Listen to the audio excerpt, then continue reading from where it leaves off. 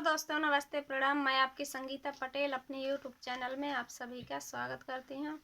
एक छोटा सा राम भजन गीत है और गीत कैसे लगे कमेंट में ज़रूर बताना। और गीत है दो तर्ज में है और गीत कैसे लगे कमेंट में ज़रूर बताना। अयोध्या सज के है तैयार, अयोध्या सज के है तैयार, अयोध्या सज के है तैयार। झूमे उठे हैं सभी नर नारी, झूमे उठे हैं सभी नर नारी। फूलों की बरसा बरसे प्यारी, फूलों की बरसा बरसे प्यारी। मोदी ने किया सपना साकार, अयोध्या सज के है तैयार, अयोध्या सज के है तैयार। सारे सारे देव ये मंगल गावे, सारे देव ये मंगल गावे।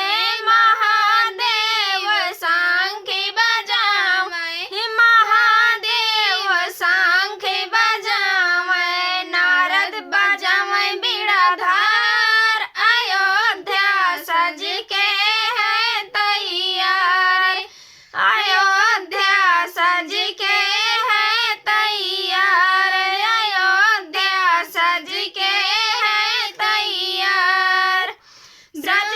सज गया है मेरे राम का मंदिर, सज गया है मेरे राम का मंदिर, सज गया दरबार, अयोध्या सज के है तैयार, अयोध्या सज के है तैयार। ब्रह्मा विष्णु जी हरि सावे, ब्रह्मा विष्णु जी हरि सावे। शंकर डमरू बजावे, शंकर डमरू बजावे। नारद बजावे बीड़ा, नारद बोले सीताराम, अयोध्या सज के है तैयार, अयोध्या सज के है तैयार। घर घर बाज रही सहनाई, घर घर बाज रही सहनाई। अवधपुरी में बटे मिठाई, अवधपुरी में बटे मिठाई। राम लखन सीता माँ, अयोध्या सज के है तैयार, अयोध्या सज के है तैयार, अयोध्या सज के है तैयार।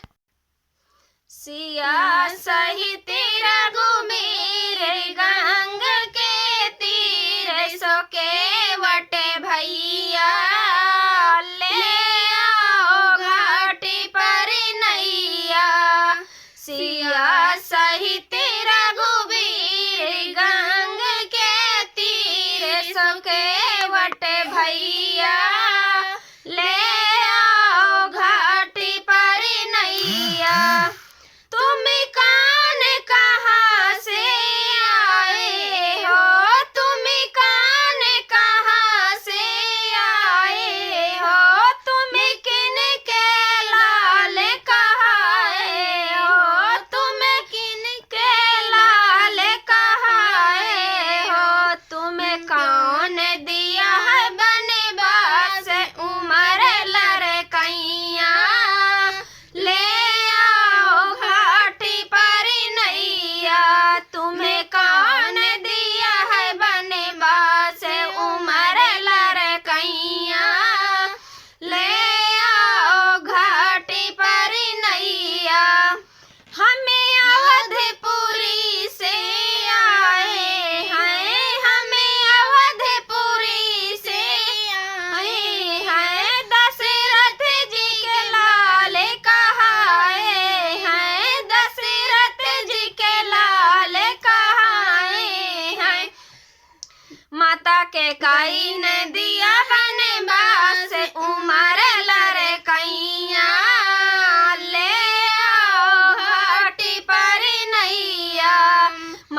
के काई ने दिया बनवा से उमर लरे कैया ले आओ घाट पर नैया सिया सहित रघुबीर गंग के तीर सोके वटे भैया ले आओ घाट पर नैया सिया सहित रघुबीर गंग के तीर सोके वटे भैया ले आओ घाट पर नैया।